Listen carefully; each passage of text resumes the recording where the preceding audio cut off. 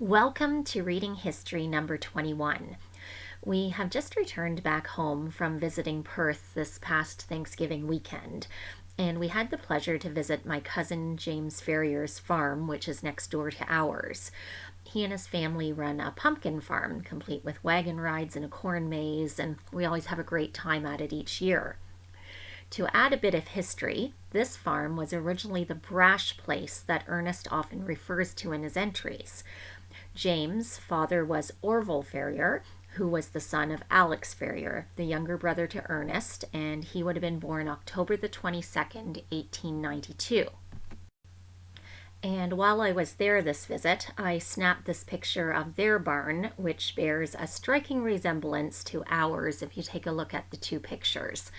And considering Ernest often talks about bringing stone over to the Brash Place and working on the beams of the barn, that is definitely no surprise. And so now I shall begin Saturday, September 15th, 1906. Father and the two oldest boys went over to Mr. McDonald's this morning and helped cut their corn, and this afternoon they helped at the filling of their silo. It is about time that the corn was cut, as it is nearly matured and there may be lots of frost from now on. There was pretty hard frost this morning. Monday, September 17th.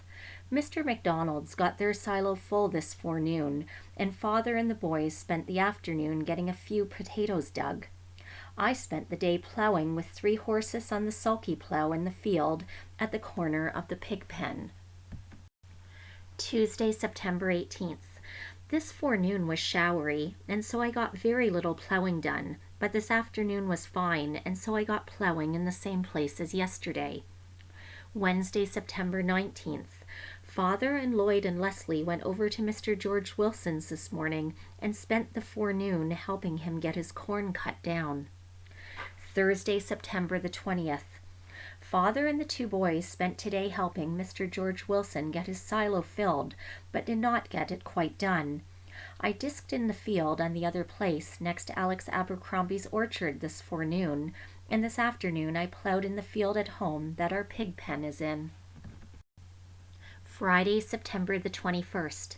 I spent the most of the day plowing in the same place as I have been working in during the past few days.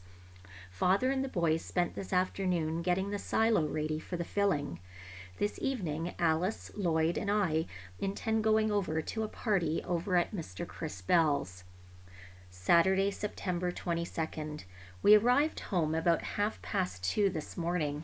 We had a very good time. There were about 120 persons at it. I made my first attempt to dancing there. 1 set, however, was all I tried. I got the last field out at the corner of the pig pen plowed this afternoon. We got our corn for the silo cut this afternoon. We had a somewhat showery day.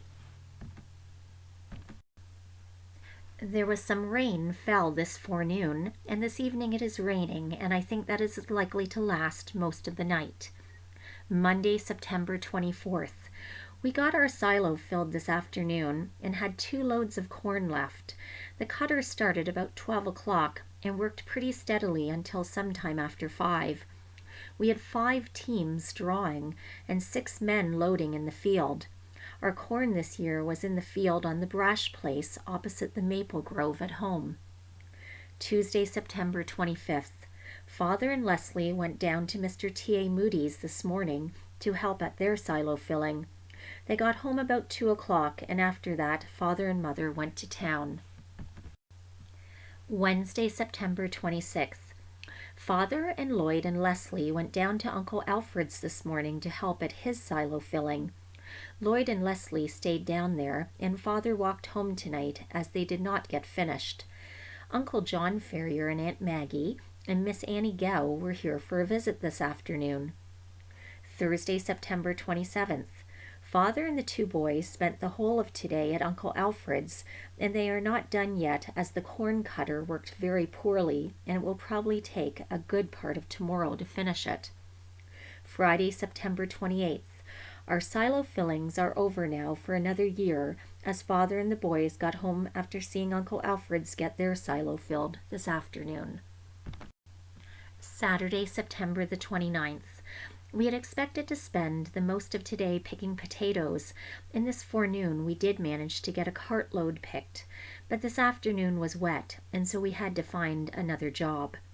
Rain was badly needed, however, as some ground was almost too hard to plow. Sunday, September 30th. We all went to church but Leslie today. Today was Children's Sunday. And that is where I shall leave off for today.